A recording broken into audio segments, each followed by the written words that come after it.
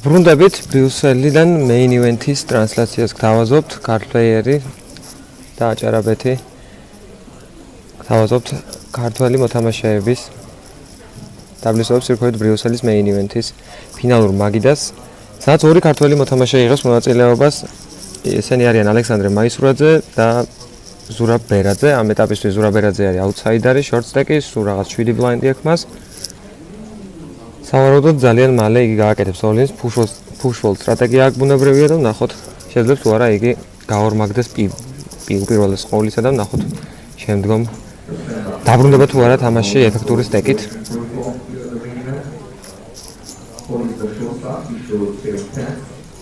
შეგახსენებთ მაგიდის მონაწილეებს რიკარდო მონკო, პიერ მაჯი, ადრიან გარსია გალიპიენო, მარკი ენსენი, ალექსანდრე მაისურაძე, პოლ მაკლაკლინი, ზურაბ ბერაძე და ჟულიენ სიბონი. მეცხრე მოთამაშე მიკი ჰედერი გამოეთიშა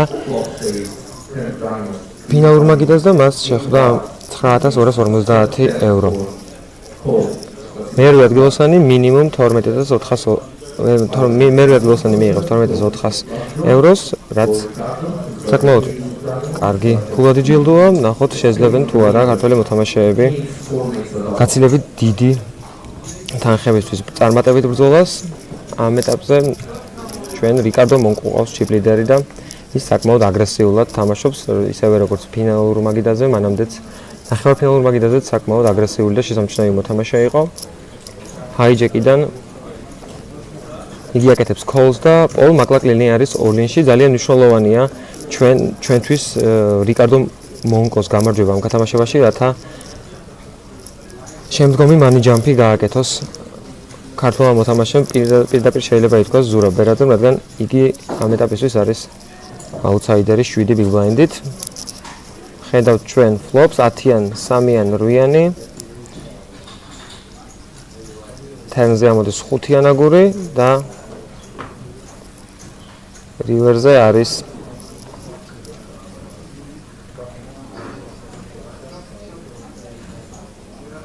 ხალი ყვავი. შეძლო მაკლაკლინმა დაბლაფის გაკეთება 10-იანებში და პრინციპში ახლა უკვე ერთ-ერთი აუთსაიდერი ყავს, აშკარა გამოკვეთილი აუთსაიდერი ზურაბ ბერაძე, რომელიც იმედია ასევე წარმატებით მოახერხებს და გააკეთებს დაბლაფს. 10-იანებში პოლ მაკლაკლინი გაორმაგდა, ფლოპზე მას სეტი ამოვიდა და შემდგომ თერნმა და რივერმა აღარაფერი შეცვალა, მიუხედავად იმისა, რომ თერნზე 5-იან აგურმა საფლეშის აუტები რიკარდო მონკოს მისცა, მაგრამ რივერზე ამოვიდა ხალი ყვავი, რამაც სტატუს კო შეინარჩუნა. ახლა ხედავთ თქვენ ბლაინდებს და ჩიპებს. მოთამაშეებს როგორ აქვთ გადანაწილებული, ზურაბ ბერაძე არის 4 big blind-ით და იმედს ვიტოვებთ, რომ იგი მოახერხებს და გაორმაგდება. მისმა პირველმა კონკურენტმა შეიძლება ითქვას, პოლ მაკლაკლინმა უკვე შეეძლო და გაორმაგდა. მას 16 big blind-ი აქვს ამ ეტაპისთვის. UTG-დან foldi, ნახოთ მაისურაძე გაწყვეტილებას მიიღებს UTG პირველიდან. foldi, ასევე ეთიშება მონკო გათამაშებას. ჟულიენ სიბონი ნახოთ რა გაწყვეტილებას მიიღებს. foldi, ასევე პიერ მაჯიც გამოეთიშა გათამაშებას და ბათონიდან, პოზიციიდან სულ ახლახანს გაორმაგებული პოლ მაკლაკლინი ნახოთ რა გაწყვეტილებას მიიღებს. 495,000-მდე გაზარდა მან ჩიპები. შეგახსენებთ, რომ მერვე ადგილოსანი მიიღებს 12,400 €-ს. მაკლაკლინი აკეთებს მინი რეის 53,000 მოცულობით, პრინციპში გათვალისწინებით ანტესი. ნახოთ ბლაინდზე მყოფი ენსენი დაიცავს თუ არა. ბლაინდს არა, იგი ყრის კარტს და მაკლაკლინმა შემდგომი ბანკი მოიგო 80,000 დაამატა თავის ტექსტს და მისი სტეკი ამ ეტაპისთვის არის 570, 18 big blind-ის ოდენობით 18-19 big blind-ი აქვს მას ამ ეტაპისთვის.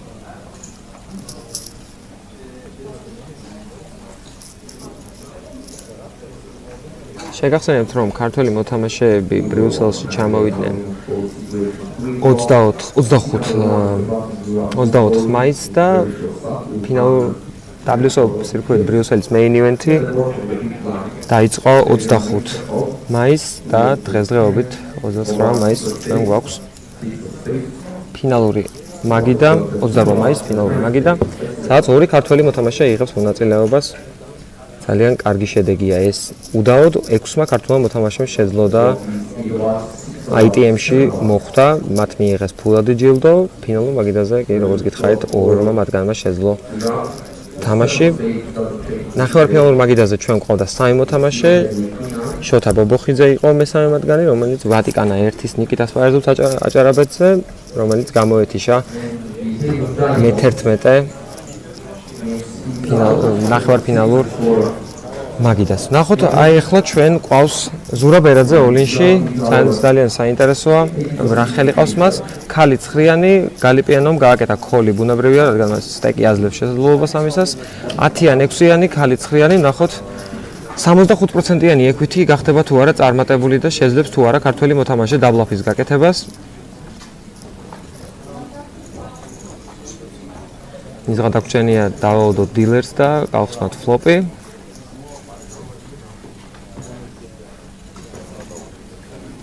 ჩვენ პარალელურად Facebook Live-შიც გავდივართ ახლახანს. ფლოპი არის 8-ან 6-იან 7-იანი, თერნზე ამოდის 7-იან ყვავი. და რივერი არის სამწუხაროდ რივერი არ არის კარტი, რომელიც ჩვენ გვჭირდებოდა ტუზაგური, რაც ნიშნავს იმას, რომ ქართველმა მოთამაშემ ზურაბ ბერაძემ დატოვა ფინალური მაგიდა მერვე ადგილზე, მას შეხვდება 12400 ევრო, მივლოცოთ მას, ძალიან კარგი შედეგია, წარმატებები უსურვოთ ყველა სხვა ტურნირზე, რომელსაც მონაწილეობას მიიღებს იგი. ახლა კი ჩვენ ისხა დაგვრჩენია 7 მოთამაშით და 1 ქართველი მოთამაშით გავაგრძელოთ ფინალური მაგიდა. სამწუხაროა რომ დავკარგეთ ფინალურ მაგიდაზე ზურაბ ბერაძე, იგი გამოეთიშა მერვე ადგილზე ფინალურ მაგიდას და როგორც გითხარით, მას შეხვდა 12400 ევრო. ჩიპკაუნტი ამ ეტაპისთვის გამოიყურება შემდეგნაირად.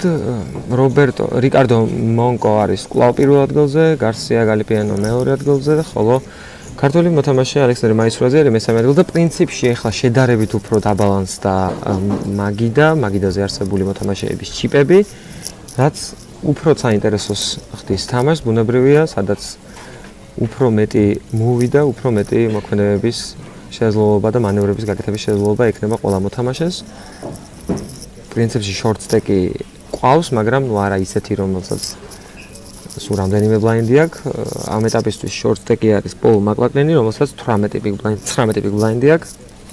და შეიძლება იგი გაზარდოს თავისი ჩიპების მოცულობა. ახლა ხედავთ ჩვენ, რომ big blind-ზე ალექსანდრე მაისურაძე ყრის კარს და მან გადაწყვიტა, რომ გაატაროს ეს გათამაშება. ამ ეტაპზე არ დაიცვა მან ბლაინდი. ჟულიან სიბონს კეის 75%-ით მეტი აქვს უკვე ჩიპები განსხვავებით ამ დარიგებამდე.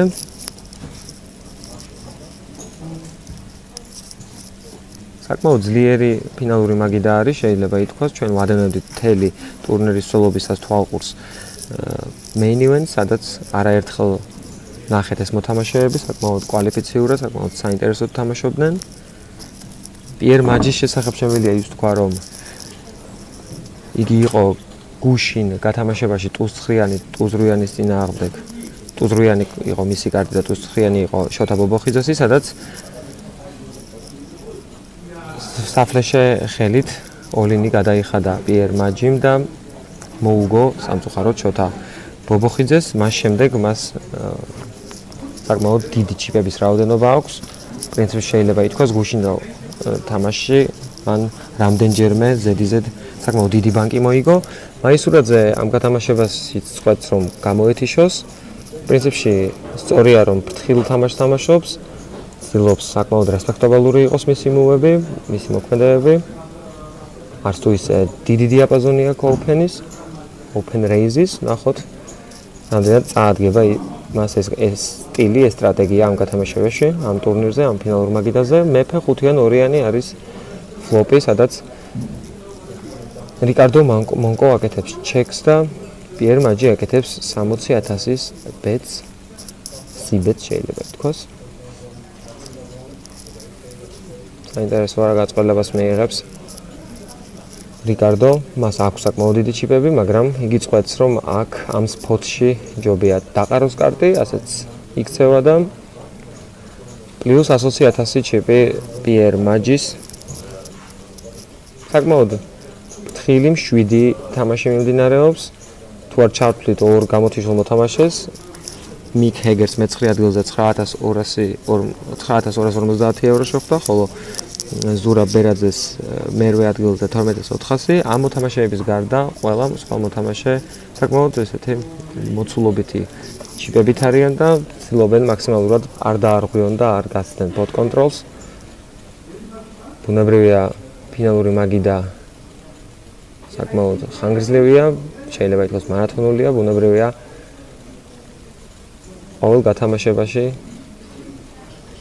მაქსიმუმის გაკეთება არის მიზანი ყველა მოთამაშის, მაგრამ ყოველთვის სიფრთხილე ბოტ კონტროლი არის აუცილებელი, რაც ბანკის მოცულობის გაზრდას და ბანკის ხელიდან გაქცევას ეწინააღმდეგება. ეს აუცილებელია, რომელიც ყველა ამ მოთამაშემ ძალიან კარგად იცის. შესაბამისად ისინი ერთმანეთსაც უფრთხიან, ბუნებრივია ცდილობენ ის ინფორმაციები, რაც ერთმანეთზე აქვთ, გამოიყენონ, ბუნებრივია player select-ს აქვს ძალიან დიდი მნიშვნელობა. კიდევ ხედავთ ჩვენ chip counts, რომელსაც პრინციპული ცვლილებები არ არის.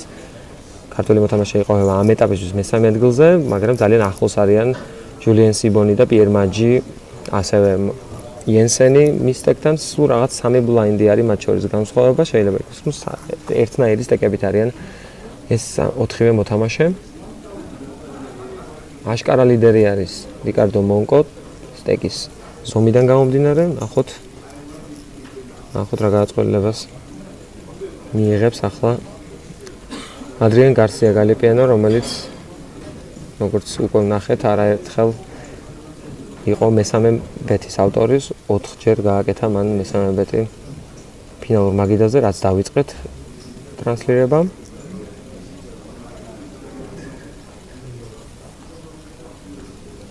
პიერ მაჯის მხრიდან არის კოლი, ბლაინდი დაიცვა მან და ნახოთ საკმაოდ დიდი დიაპაზონით შეიძლება ბლაინდის დაცვა, მით უმეტეს ამ ორ მოთამაშეს საკმაოდ დიდი გამოცდილება აქვს დღეს.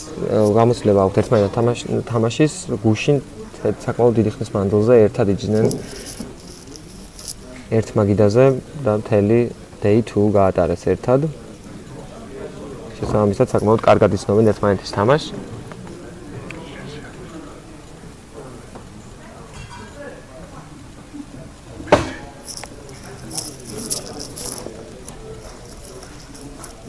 ძალიან საინტერესოა ჩეკი პიერ მაჯის მხრიდან. ბუნებრივია ასეთ ბორდზეც ნებისმიერი ხელი, რომელსაც შეიძლება იყოს ცალი აგურით, აკეთებს სიბეთს, ასევე ნებისმიერი ხელები, რომლებიც არიან წყვილები.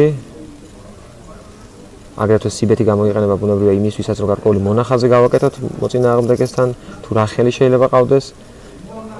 ფლოპის გაჩეკვა საკმაოდ წაუკითხავს ხდის შემდგომ თერნზე და რივერზე განვითარებულ მოვლენებს. აქედან გამომდინარე, პოკერის პროფესიონალი მოთამაშეები, პოკერის კვალიფიციური მოთამაშეები ძალიან ხშირად მიმართავენ სიბეთს, რაც როგორც წესი სტანდარტულია. თერნზე ამოდის ვალეტ აგური, რაც პრინციპში ძალიან მაღალ ალბათობას აჩენს ფლეშის კომბინაციები, საკმაოდ დიდი დიაპაზონია ორივე მოთამაშესთან ფლეშის ხელების, ბევრნაირი ფლეში შეიძლება ყავდეთ მათ. ნახოთ რა გაწყვეტილებას მიიღოს. პიერ მაჯი აკეთებს ჩეკს და საინტერესოა მეორე ბარელი გვექნება თუ არა გარსია გალიპიანოს მხრიდან შესრულებული და ისიც საინტერესოა თუ რა მოცულობით იქნება ეს, რადგან bet size საკმაოდ დიდი ინფორმაციული ხასიათი აქვს, საკმაოდ ბევრი რამის გაგება და მიღება შეგვიძლია bet size-დან.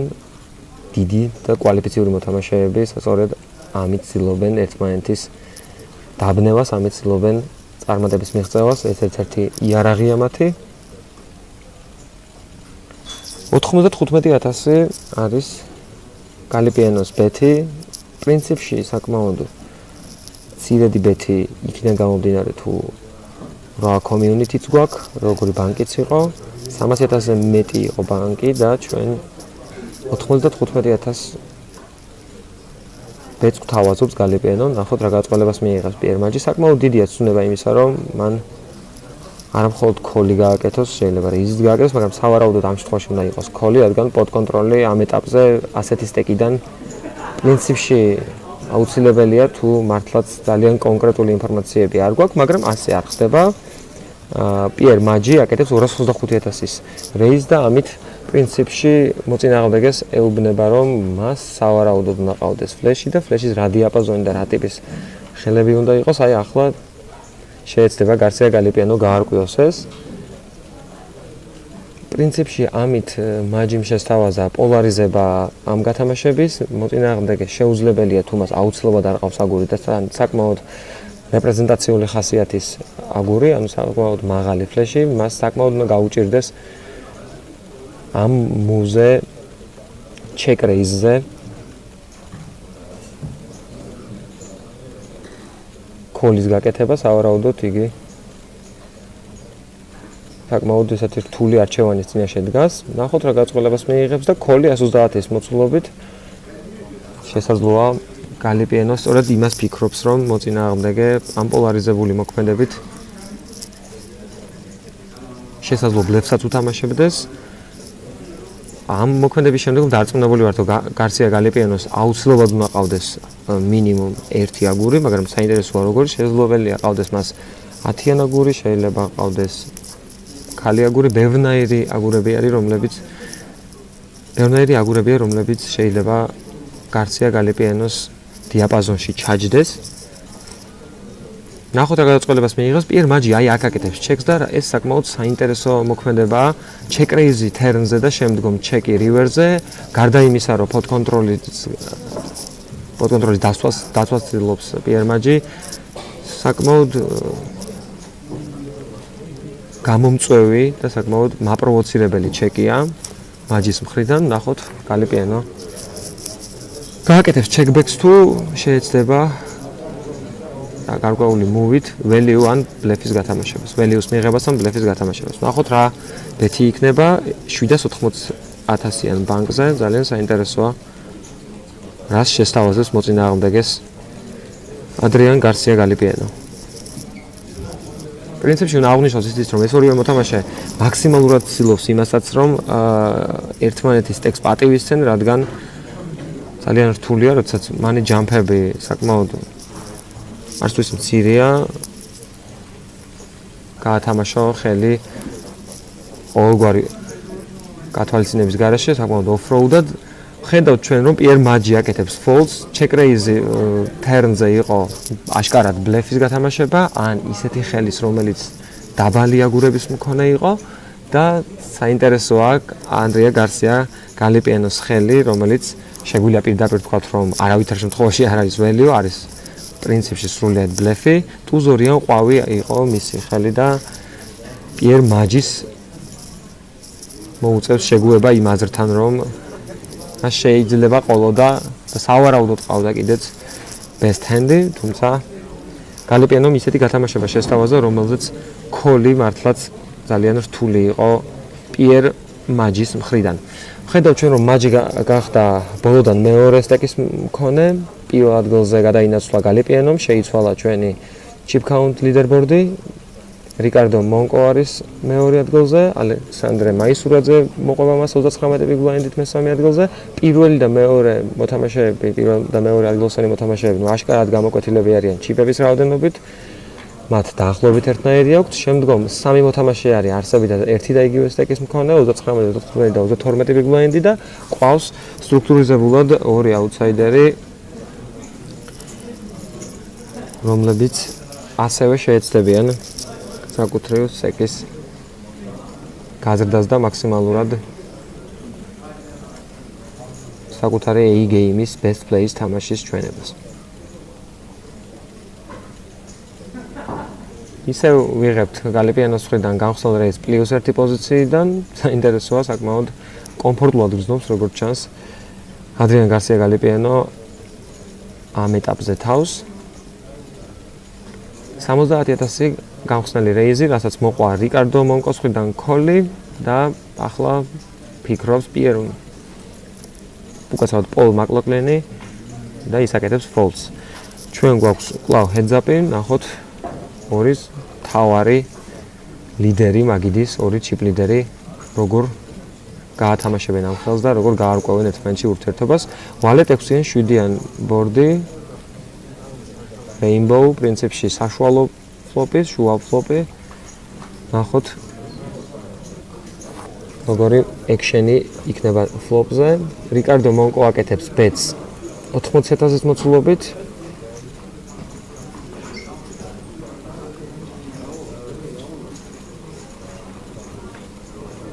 ჯერი კვლავ გალიპიანოზეა, რომელმაც გააკეთა ფლოპზე ჩეკი.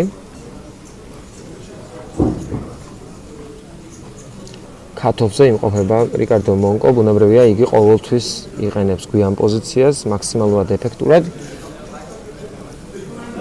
კოლი გვაქვს ძალიან საინტერესოა გარსია გალიპიანოს მხრიდან 80,000 გაქოლა მან და თერნზე ამოვიდა მეფე ყვავი, პრინციპში სრულიად გამოირიცხა backdoor flash-ების flash draw კომბინაციები, რადგან ყველა განსხვავებული ფერის კარტია და რივერზე არის 5-იან ყვავი, ჩეკ-ჩეკი არის თერნი და ნახოთ რივერზე როგორ ივაჭრებენ ეს ორი მოთამაშე. 380,000-ია ბანკი, საკმაოდ ცირელი ბანკია შეიძლება ითქვას. ჯერი გალიპიანოზეა, ნახოთ შეძლებს თუ არა ის ამ გათამაშების ასევე წარმატებით დასრულებას.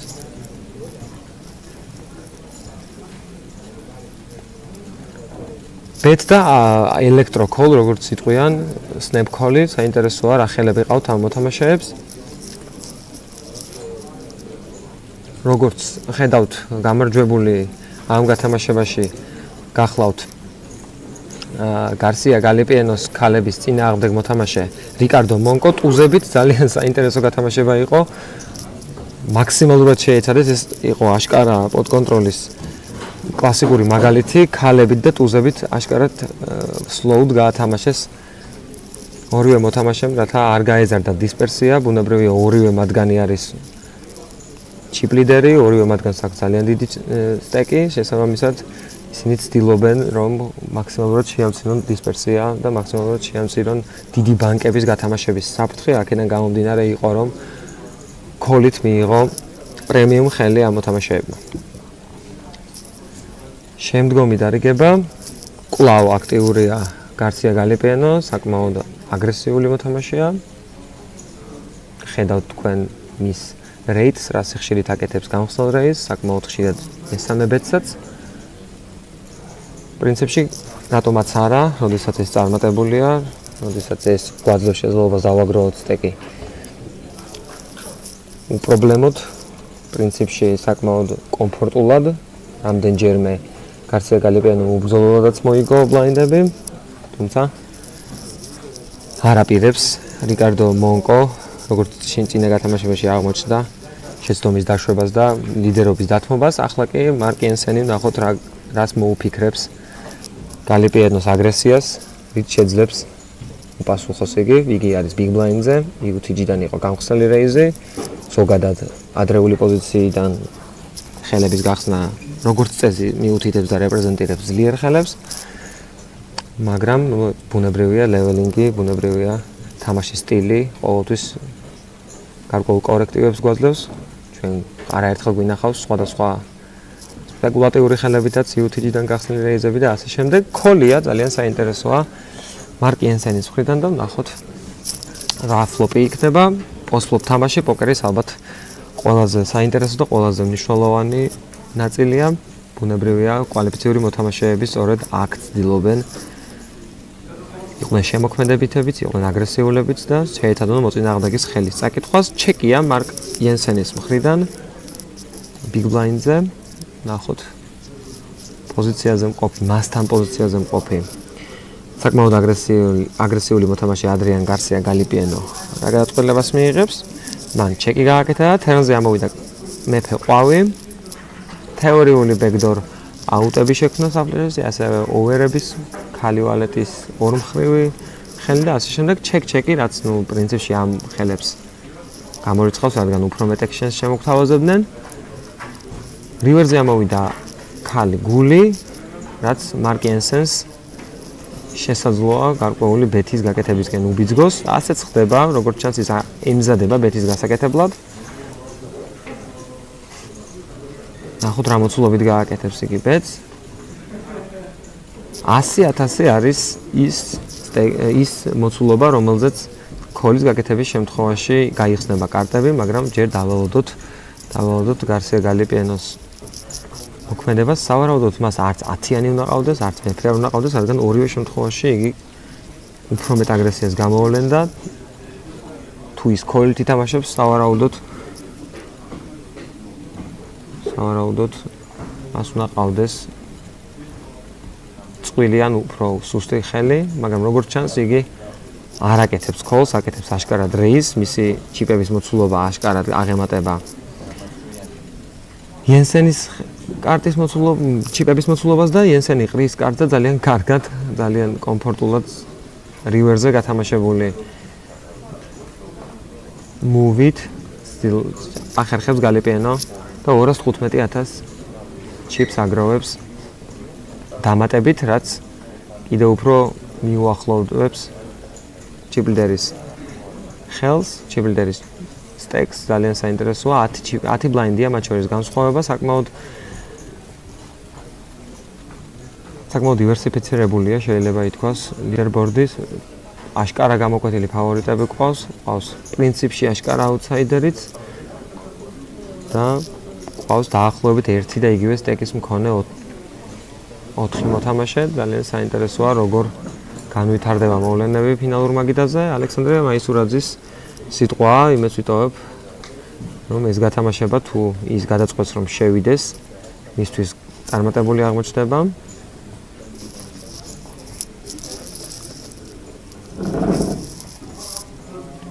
მაისურაძე მიუხედავად ამისა აკეთებს folds. ჟულიან სიბონი ნახოთ რა გადაწყვეტილებას მიიღებს. ფრანგი მოთამაშე, ჰაიჯეკიდან 1 მილიონი სტეკი აქვს მას და ნახოთ ამ სტეკიდან რა ტიპის განხსნელ რეისს შესთავაზოს მოთამაშეებს. 70.000 ეს უკვე სტანდარტია.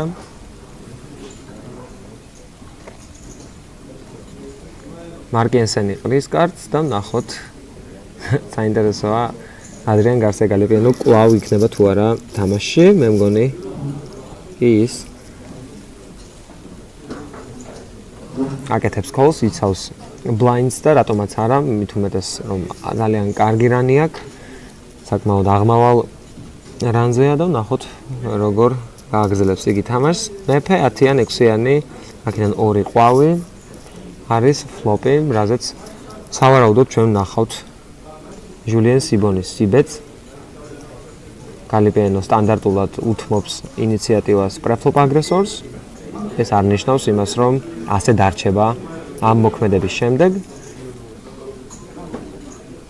ჟულიან სიბონი აკეთებს ბეტს და ბეტის მოცულობა არის 65.000, რაც პრინციპში ინფორმაციული ხასიათისაც არის.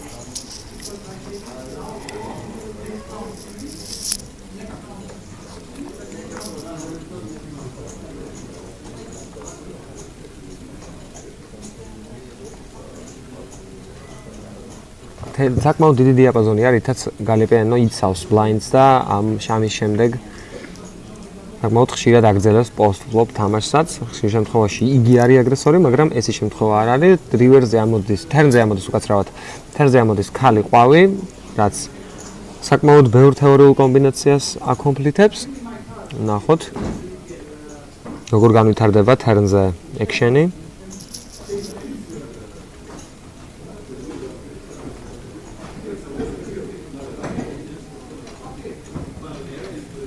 გალიპიენო არ ცდილობს და არ ფიქრობს, რომ კვლავ უნდა დაუთმოს ინიციატივა პრეფლოპ აგრესორს.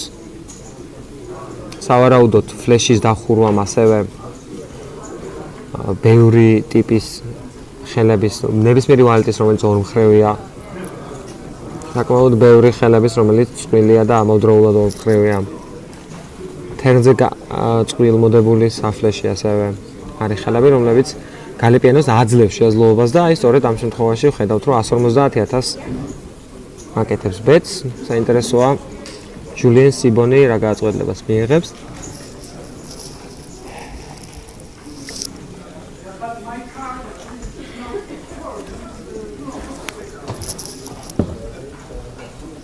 ფიქრობს ის ბუნებრივია მისი სტეკი არ არის იმდენად კომფორტული რომ მარტივად 150.000 გადაიხადოს, აგრეთვე იგი ფიქრობს იმასაც რომ მასზე უფრო დაბალი ჩიპების მქონე, ნაკლები ჩიპების მქონე ადამიანი მოთამაშეებიც არიან და შესაბამისად მათ უთმობს ასპარეზსაც, მაგრამ ბუნებრივია ის შეეცდება მაქსიმალურად აგრესიულად ითამაშოს, როგორც აქამდე თამაშობდა day 2-ზე, გუშინდელ დღეს, დღე მეორეზე საკმაოდ აგრესიული იყო იგი, როგორც ნახევარფინალურ მაგიდაზე, ისე მანამდეც საკმაოდ დიდი ჩიპები დააგროვა, ამ ეტაპისთვის მას არ აქვს განსაკუთრებით დიდი ჩიპების რაოდენობა, მაგრამ ზუსტად ვიცით რომ მისი უნარები, მისი სკილები და კვალიფიკაცია საკმაოდ მაღალია და ძალიან კარგად იცის და ძალიან კარგად უწყის, როდის უნდა გააკეთოს ჩეკი, კოლი თუ რეიზი.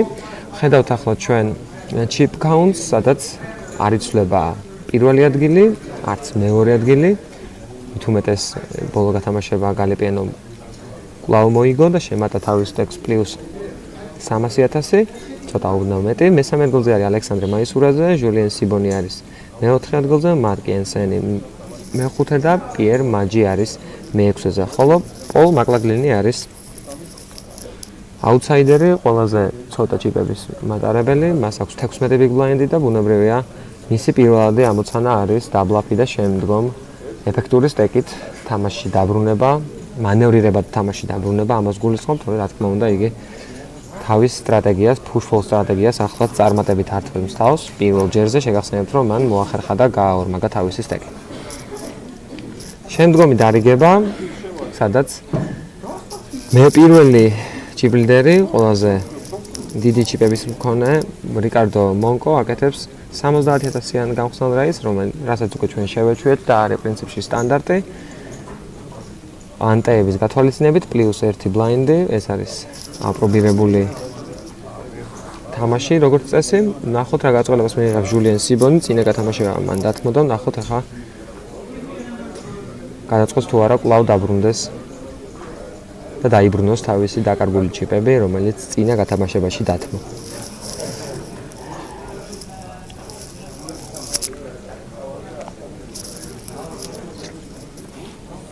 საკმაოდ დიდ ხანს ფიქრობს იგი გადაწყვეტილებას მიიღებს, შეიძლება მის რეინჯში იყოს ასევე რეიზი, ასევე open push-ი, მაგრამ ალბათ ამ ეტაპზე push-ი არასწორი თამაში იქნება, რადგან მას საკმაოდ დიდი ჩიპების რაოდენობა აქვს იმისთვის, რომ არ ითამაშოს push-pull სტრატეგია, მით უმეტეს, რომ მის შემდეგ არის საკმაოდ ბევრი მოთამაშე, ასე რომ როგორც წესი მსგავს მოქმედებებისგან თავს იკავებენ კვალიფიციური მოთამაშეები. მესამე ბეტი ჟულიან სიბონის მხრიდან 185.000-ის მოცულობით, რასაც მოხდა სწრაფი ფოლდები ყველა სხვა მოთამაშისგან და ნახოთ ქართველი მოთამაშე ალექსანდრე მაისურაძე რა გაწყობილებას მიიღებს, იგი big blind-ზეა, ძალიან მნიშვნელოვანია. ფიქრობს, რაც უკვე იმას ნიშნავს, სავარაუდოდ ტრიბეტზე ფიქრის შემთხვევაში მას უნდა ყავდეს გარკვეული რესპექტაბელური რეპრეზენტაციული ხასიათის კარტი, საშუალო და ძლიერი კარტები, შესაძლოა და იმედს ვიქონიოთ, რომ ეს პრემიუმ ხელი ყავს.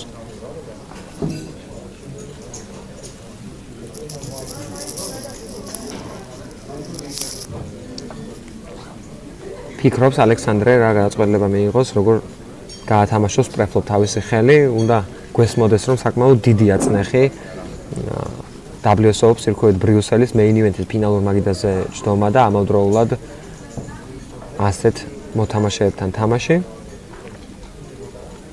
განსაკუთრებით იმ შემთხვევაში, როდესაც ნაკლები გაქვს გამოცდილება live თამაშის, ნაკლები გაქვს გამოცდილება ცოცხალი თამაშის, მით უმეტეს საზღვარგარეთ თამაშის და ხედავთ ჩვენ რომ ალექსანდრე მაისურაძე ყრის კარტს, ასევე ყრის კარტს რიკარდო მონკო და მესამე ბეთით იმარჯვებს ჟულიან სიბონი ამ გათამაშებაში და 155.000 პრინციპში იმ სტეკს რაც დაკარგა წინა გათამაშებაში ნაწილობრივ იბრუნებს და აღადგინა გარკვეული სტატუს quo წინა გათამაშებასთან მიმართებაში. ნახოთ შემდეგი გათამაშება, ამ შემთხვევაში უკვე small blind-ზე მოგვიწევს ქართველი მოთამაშის თამაშს მივადევნოთ თვალყური. ჩიპების რაოდენობა კვლავ სტანდარტულია, ისევ იგივე როგორც იყო, 91 big blind-ი აქვს chip leaders და outsiderიც არ შეგვცვლია, რადგან ისინი ჯერჯერობით outsideris გასაგონად რომ თქვა არ იღებს მონაწილეობას, საკმაოდ პასიურად თამაშობს. ელოდება კარტს, რომელშიც გააკეთებს all-ins, რა თქმა უნდა, რადგან raise-ის დიაპაზონი მისთვის ძალიან მცირეა, პრინციპში 16 blind-დან raise-ის გაკეთებას არავითარი რაციონალური მნიშვნელობა არ აქვს. შესაბამისად, იგი push-pull სტრატეგიას მიმართავს. ნახოთ, რა თქმა უნდა, ანდრია გარსია გალიპიანო, რომელიც საკმაოდ აგრესიული მოთამაშეა და არერიდება ადრეული პოზიციებიდან განხსნელი raise-ის გაკეთებას, პოზიციაზე ყოველთვის იქნება აგრესიული, ასეც ხდება 70,000-ის მოცულობით იგი აკეთებს raise და ქართული მოთამაშე ეთიშება გათამაშებას. მესამე ბეტი გვაქვს რიკარდო მონკოს მხრიდან 70,000-ის მოცულობით, უკაცრავად 270,000-ის მოცულობით.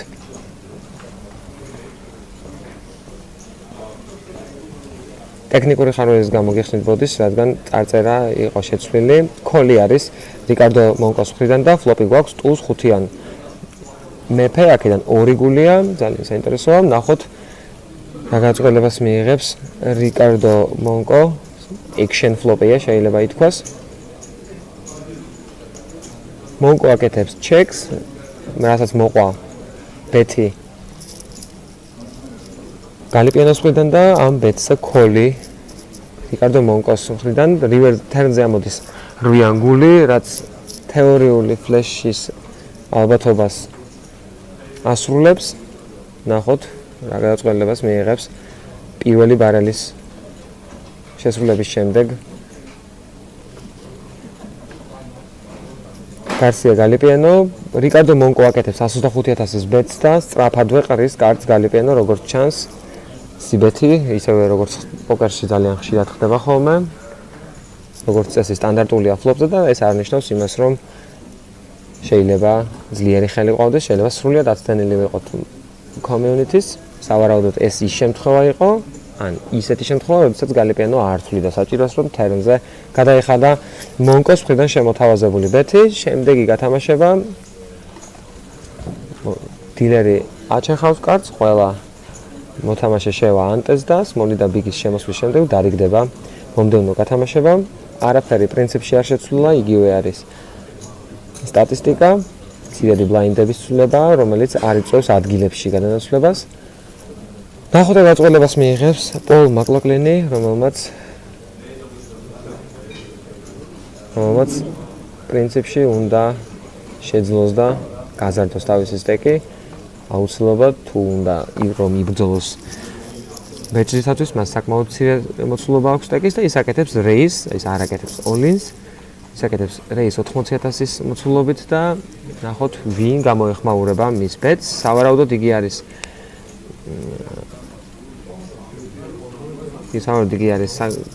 ace 10 or better ხელის მქონე, ან ნებისმიერი წყვილის, რითაც უნებრივია ის გახსნიდა raise. უბრძოლოდ იგებს რამდენიმე blinds, უბრძოლოდ იგებს ანტეებს და smalls და bigs და შედარებით ზრდის თავის stacks. პრინციპში მას აქვს 18 big blind-ი, რაც არსებითად დიდ განსხვავებას არ გვაძლევს. 19 big blind-ი აქვს პიერ მაჯის და 18 big blind-ი აქვს პოლ მაკლოკლინს. ეს ორი მოთამაშე არის გამოკვეთილი აუთსაიდერი. ამ ეტაპისთვის მე-7 ადგილზე გასული მოთამაშე მიიღებს 15,780 ევროს. იმეც ვიტოვებთ, რომ ეს არც ერთ შემთხვევაში არ იქნება ქართველი მოთამაშე, მისი სტეკი არის ძალიან კომფორტული, მე-3 ადგილზეა, პრინციპში საკმაოდ წყნარად და მშვიდად შეუძლია თამაში. ახლა ჩვენ ვხედავთ, რომ არის ერთი all-in-ი პიერ მაკლოკლინის მხრიდან და ნახოთ მოყვება თუ არა კოლი რომელიმე მოთამაშეს მხრიდან. არა, ყველა მოთამაშემ დაყარა კარტი და ჩვენ ვხედავთ, რომ პოლ მაკლოკლინმა კვლავ შეძლო ცირედით შემატა ჩიპები თავის სტეკს და ცოტა ოდენ გაზარდა. სავარაუდოდ იგი აღარ იქნება აუთსაიდერი, სავარაუდოდ მას აქვს 20-21 ბლაინდი, შესაბამისად პიერ მაჯი გახდა ამ ეტაპისთვის ბოლო ადგილსანი, იგი არის short სტეკი, რომელიც მე-7 ადგილზე იმყოფება. შემდეგი დარიგება ხედავთ ჩვენ, დიახ, 17 big blind-ი აქვს მაჯის და 20 blind-ი აქვს პიერ მაკლოკლინს. მან საკმაოდ ეფექტურად გაათამაშა ორი დარიგება, ორი all-in-ი, ერთი all-in და უკაცრავად ერთი raise-ი, რითაც უბრძოლოდ შეძლო გამარჯვების მოპოვება და ჩიპების მიიღება გაზრდა სტეკის. ხედავთ ჩვენ რომ ალექსანდრე მაისურაძე ამ გათამაშებაში ჰაიჯეკიდან 65,000-ის მოცულობით აკეთებს გამხსნელ რეისს, მას უკან აქვს 1 მილიონიანი სტეკი და ნახოთ ვინ დაუპირისპირდება. ქოლს აკეთებს რიკარდო მონკო, რატომაც არა, მას საკმაოდ დიდი სტეკი აქვს, იმედს ვიტოვებთ რომ ქართველი მოთამაშე კარგად იცნობს მისი თამაშის სტილს. პიერ მაჯი აკეთებს all-ins. ძალიან საინტერესოა, ჩვენი მოთამაშე, ქართველი მოთამაშე ალექსანდრე მაისურაძე არის გამხსნელი რეიზის ავტორი, რის შემდეგაც მოხდა ქოლი რიკარდო მონკოს მხრიდან. შემდგომი მოთამაშე პიერ მაჯი აკეთებს all-ins 530,000-ის მოცულობით, რაც პრინციპში დედმანისთან მიმართებაში ძალიან ლოგიკურია, ძალიან ადეკვატურია, შესაბამისად დიდია დიაპაზონი მოწინააღმდეგეების მხრიდან. დაიყაროს ეს კარტი, საინტერესოა, ფიქრობს მაკლაგლენი, იგი ფიქრობს სავარაუდოდ. გააკეთოს თუ არა ქოლი იმ კარტში, რომელიც მას ყავს, ძალიან საინტერესოა. ახლა გვექნება თუ არა ორი all-in-ი და ძალიან საინტერესოა რა ხელი ყავს ალექსანდრე მაისურაძეს, რომლის სტეკიც არის მილიონზე ოდნავ მეტი. ალექსანდრე მაისურაძის ჯერი დგება, ძალიან საინტერესოა. დაძაბულობა პრინციპში შეიძლება ითქვას მაქსიმუმს აღწევს. ძალიან მნიშვნელოვანია short stack-თან საკმაოდ ისეთი ძლიერი რეპრეზენტაციული ხასიათის მქონე ხელის showdown-ი არ შეიძლება არამც და არამც. იმის გამო რომ მეტი აქვს სტეკი ქართულ მოთამაშეს არ შეაფასოს მოწინააღმდეგის მოქმედება სერიოზულად და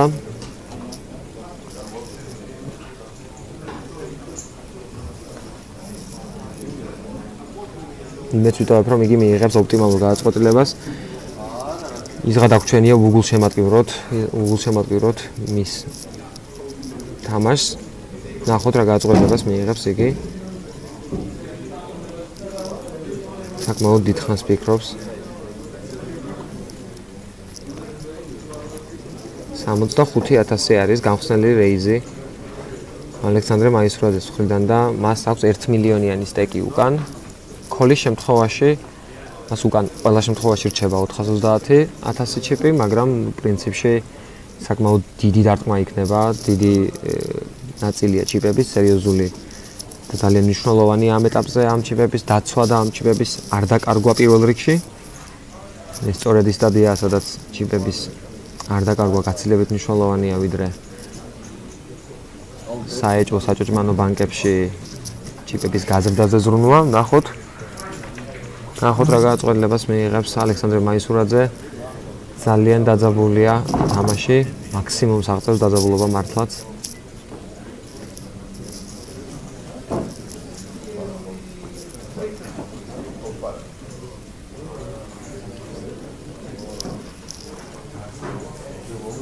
სავარაუდოდ რიკარდო მონკო დაუდახებს ან პიერ მაჯი ფლორს და ეტყვიან თაიმის შესახებ, რადგან საკმაოდ დიდ ხანს ფიქრობს იგი, ბუნებრივია ძალიან მნიშვნელოვანია, ძალიან ბევრია საფიქრელი, ცხადია. უმნიშვნელოვანესი გადაწყვეტილება აქვს მას მისაღები, აქედან გამომდინარე ლოგიკურია რომ იგი დიდ დროს უნდება გადაწყვეტილების მიღებას.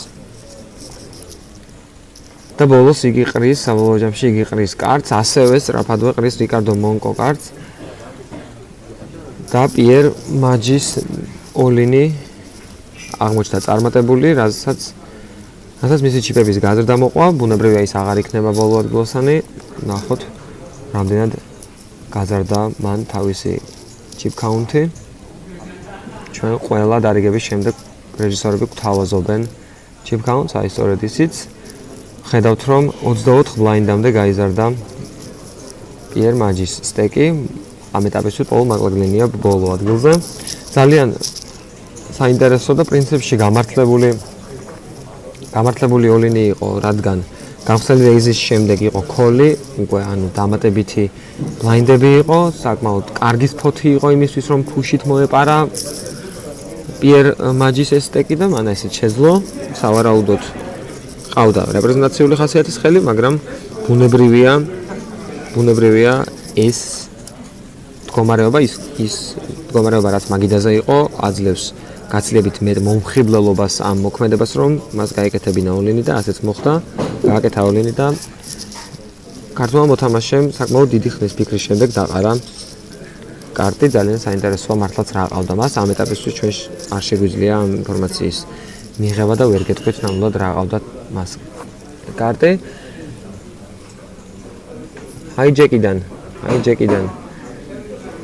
გამხსნელი რეიზი რიკარდო მონკოს მხრიდან რომელსაც არ მოხვა ექშენი არ მოხვა გამოხმაურება და მივიღეთ პასი ყველა მოთამაშის მხრიდან რაც ჩიპ ლიდერის სტეკს კიდევ უფრო ზრდის ალექსანდრე მაისურაძეს საკმაოდ დიდი ნერვიულობა და საკმაოდ დიდი ფიქრი მოუწია რა იმის შესახებ თუ რა ყავდა პიერ მაჯის რომელმაც გააკეთა 530,000-იანი ოლინი საკმაოდ კარგ სპოტში სადაც დამატებითი 4 ბლაინდი მოიპარა ამ მუვით ისევე როგორც ჟულიენ სიბონი ასევე პიერ მაჯი არიან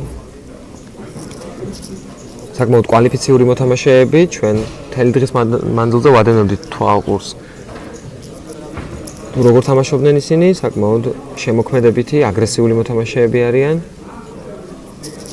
ასაც ვერ ვიტყვით მაგალითად პიერ მაკლაკლინზე საკმაოდ კონსერვატიული მოთამაშე არის მისი დიაპაზონი მეტად განსაზღვრადია ვიდრე აქამდე ახსენება ორ მოთამაშეს რაუნარებიც აქვთ ეტყობათ ფინალურ მაგიდაზეც საკმაოდ აქტიურად თამაშობენ ადრიან გარსია გალიპიენო კი ამ საკითხში ალბათ ყველაზე აქტიური არის მისი დიაპაზონი გახსნელი რეიზების არის მეტისმეტად მაღალი და როგორც ჩანს ამართლებს ეს თამაში ამ მაგიდაზე ამ ლეველზე და ამ ეტაპზე ძალიან წარმატებით ართმევს თავს ადრიან გარსია გალიპიენო იმ დავალებას რომ იგი იყოს ჩიპ ლიდერთა შორის აგრეთვე რიკარდო მონკოც სტაბილურად აბალანსებს თამაშს ალექსანდრე მაისურაძეს კი ისღა დაგვრჩენია რომ წარმატებები უსურვოთ მაქსიმალურად უგულშემატკივროთ და შევეცადოთ რომ ის ხარდაჭერა რომელიც დარბაზიდანაც აქვს მაქსიმალური იყოს საქართველოდანაც ძალიან სასიხარულოა რომ ქართულმა მოთამაშემ WSOPC Brussels-ის main event-ის ფინალურ მაგიდაზე შეძლო თამაში და საკმაოდ კარგი სტეკით აგრძელებს იგი მონაწილეობას. აგრეთვე მინდა მადლობა გადაუხადო აჭარაბეთს და ქართულ პლეიერს იმისათვის რომ მოგცა შესაძლებლობა პირდაპირ ეთერში ტრანსლირება და სტრიმი შეგვეთავაზებინა ქართველი მსმენელისა და მაყურებლისათვის. იმედია ასევე გაგვახარებს ალექსანდრე მაისურაძე WSOPC main event-ის პირველი ადგილით, რა თქმა უნდა, და იმ ბეჭდით, რომელიც ამ ტურნირზე თამაშდება. სტანდარტულად შეიძლება ითქვას, მიმდინარეობს ეს გათამაშებაც, ეს დარიგებაც. ცდილობენ მოთამაშეები პოდკონტროლი არ გაექცნენ, საკმაოდ დაბალ და მცირე სტეკებს ათამაშებენ. ამ შემთხვევაშიც ბანკი საკმაოდ დაბალია. ჟულიენ სიბონი გალიპიენოს ჩეკის შემდეგ გაკეთებს ბეტს და ნახოთ ბეთის მოცულობა რამდენია, იგი არის 130,000. 1/13-ზე ანუ მეტი. სავარაუდოდ შეუძლია, ჩვენ ვიცით რომ შეუძლია გარკვეული შემოქმედებითობა ჩართოს და გარკვეული მუვი შემოგთავაზოს გარსია გალიპიენო. საინტერესო რა გაწყვილებას მიიღებს იგი ამ შემთხვევაში. ბევრი ხელებია, საფრეშე ხელები, ასევე ნებისმიერი ტურზი, ნებისმიერი წყვილები, რომლებიც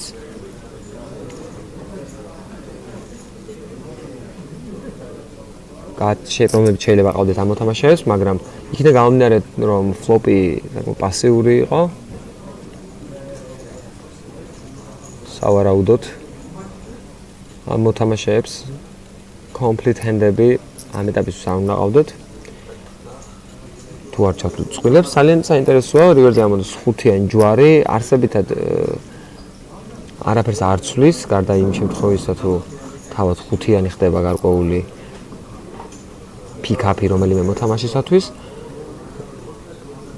აცდენილი საფლეშე ხელები შეიძლება არსებობდნენ, ასევე ბუნებრივია, ასევე შეიძლება ნებისმიერი მეორე წყვილი იყოს, ასევე ტოპ წყვილის გამოირჩევა შეუძლებელია. ნახოთ ამ პასიური გათამაშებით გარსია გალიპიანო რას თავაზობს ჯულიან სიბონს. იგი აკეთებს კვლავ ჩეკს big blind-ზე და ნახოთ ჰაიჯეკიდან რა გაწყვილებას იღებს. 750.000 არის ჯულიან სიბონის სტეკი.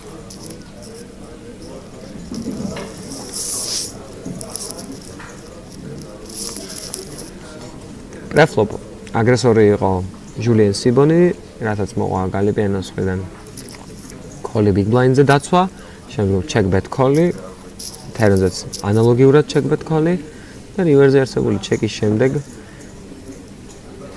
ნახოთ ჯულიან სიბონის ბეთი როგორ გამოიყურება. 280.000 არის ჯულიან სიბონის ბეთი, რომელთაც იგი თანახმაა შევიდეს შოუდაუნზე. ნახოთ რა გაწყვილებას მიიღებს გალიპიანო, გადაიხდის თუ არა. ამ ბეტს სავარაუდოდ იგი არ უნდა იყოს მზად რეიზისთვის, მით უმეტეს რეიზ all-in-ისთვის.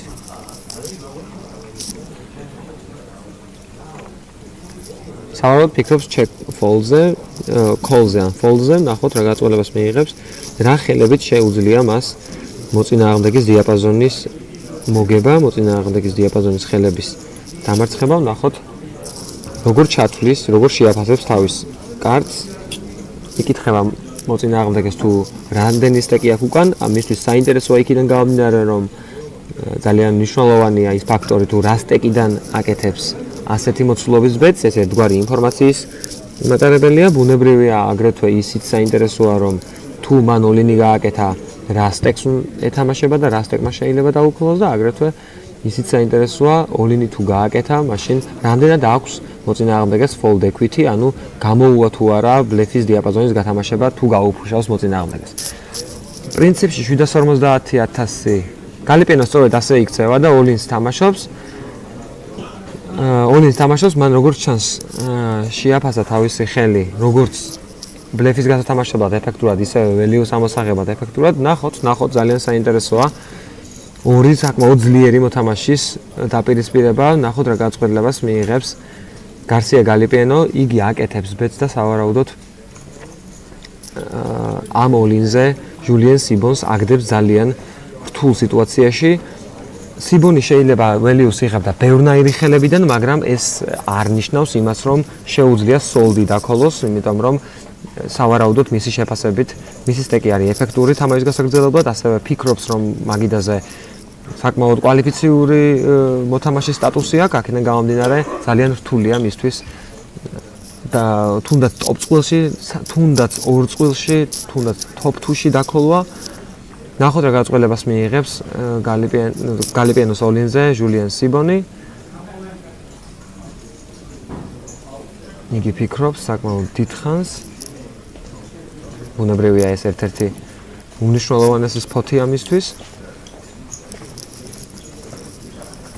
აგრეთვე ჯულიან სიბონს აქვს ინფორმაცია გარსია გალიპიანოს თამაშის სტილზე, მისი კვალიფიკაციის შესახებ, ზუსტად იცის, რომ ის საკმაოდ მაღალკვალიფიციური მოთამაშეა და შესაბამისად რაღაც სრულიად არასწორ moves არ გააკეთებდა, აქედან გამომდინარე იგი მართლაც დგას იმ არჩევნის წინაშე, ჯულიან სიბონი მართლაც დგას იმ არჩევნის წინაშე, გარისკოს თუ არა თავისი თამაშიდან გამოთიშვა გარსია გალიპიანოს ხელის ნახვის სანაცვლოდ. ნახოთ საბოლოო ჯამში რა გაწყვილებას მიიღებს, ძალიან დაიძაბა სიტუაცია. ორი მართლაც გამორჩეულად კარგი მოთამაშე უპირისპირდება ერთმანეთს და მეორე ჩიბილდერი ჯულიან სიბონს თავაზობს all-in-ს რივერზე, სადაც სიბონის ბექსტეკი არის 425.000, პრინციპში 425.000 არის საკმაოდ მცირე სტეკი, მაგრამ ბუნებრივია ეს არ არის ის სტეკი, რომელსაც ვერ გააგრძელებ თამაშს, რადგან ჩვენ ერთი ასეთი მოთამაშე გვყავს, პრინციპში ორიც. მართლა ძალიან საინტერესოა გალიპიენო ექსპლუატირებს მოთამაშეს თუ მართლაც ველიუს იღებს მისგან. პრინციპში ექსპლუატირებაც შეგვიძლია ჩავთვალოთ ველიუს მიღებად. საკმაოდ გაიწელა. ეს გათამაშება, ბუნებრივია დაძაბულობა კრიტიკულად მაღალ დონეზეა. რა ხელებით შეიძლება გარსია გალიპიენო ფიქრობდეს კოლს? სავარაუდოდ ტოპ წყვილით, საშუალოდ ნორმალური კიკერით, იგი სავარაუდოდ საშუალო ან შეიძლება სუსტი კიკერით, რადგან მისი ხელი საკმაოდ პოლარიზებულია, ძალიან რთულია განსაზღვრო გარსია გალიპიენოს რა შეიძლება ყავდეს სიბონს. პრინციპში სავარაუდოდ შეგვიძლია გარკვეული მონახაზი შევთავაზოთ, გარკვეული მონახაზი გვაქვს მისი ხელების შესახებ, მაგრამ აი ძალიან რთულია ადრიან გარსია გალიპიენოს ხელის წაკითხვა, მით უმეტეს ამ სტეკიდან ძალიან ბევრნაირი გათამაშებაა მოსალოდნელი, განსაკუთრებით ასეთი კვალიფიციური მოთამაშის მხრიდან. ჩვენ ზღადაგვრჩენია დაველოდოთ სიბონის გააწყვეტლებას. საკმაოდ განწყობაზეა ჟულიენი, ვხედავთ ჩვენ. მიუხედავად იმისა, რომ რთული გააწყვეტლების მიღება უწევს. 7 მოთამაშეა შეგახსენებთ დარჩენილი და ჟულien სიბონი აქტიურად უყურებს ტურნირის საათს, რომელიც აუწყებს თუ რამდენად ეფექტური და ადეკვატური იქნება ამ სტეკით გააგრძელოს მან თამაში. სავარაუდოდ მას ყავს ხელი, რომელთაც შეუძლია დაქოლოს და ბუნებრივია ახლა მხოლოდ ერთადერთი საკითხია გადასაწყობელი, რამდენად ნორმალურია, რამდენად ძლიერი არის მოწინააღმდეგის ხელთან მიმართებაში თავისი ხელი, შეძლებს თუ არა ამ სპოტზე ბრძოლას. 2.8 მილიონი არის ბანკი, ამ ბანკზე ბრძოლა არის გადამწყვეტი მნიშვნელობის პრინციპში სიბონისათვის, რადგან შემდგომ მას რჩება 425,000 და პრინციპში ძალიან ცილდება ლიდერთა ბრძოლას.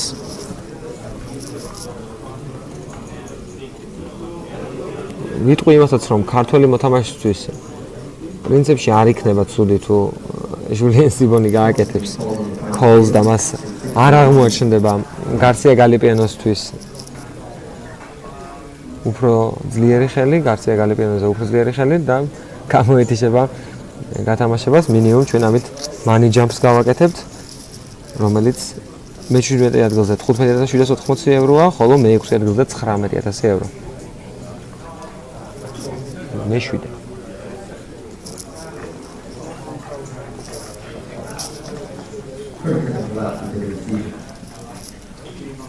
საკმაოდ გაიწელა ეს გათამაშება.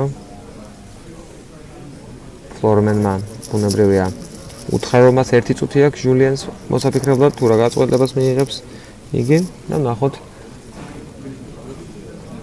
საბოლოო ჯამში.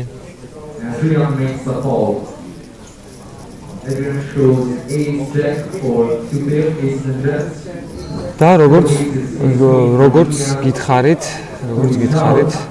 ფლორმენმა უთხრა, რომ მას აქვს რამდენიმე წამი სულ დარჩენილი და ნახოთ რა გაწყვეტლებას მიიღებს ჟულien სიბონი. სავარაუდოდ შეიძლება მას იგი ფიქრობდეს 2 წყვილში, სავარაუდოდ ისეთ ხელში, რომელიც მართლაც კარგი და მართლაც ძლიერი ხელია, მაგრამ პრინციპში ამ დროს გადაქცეულია უკვე ლევკეჩერად და ნახოთ რა გაწყვეტლებას მიიღებს, რა ხელი ყავს მართლაც მას.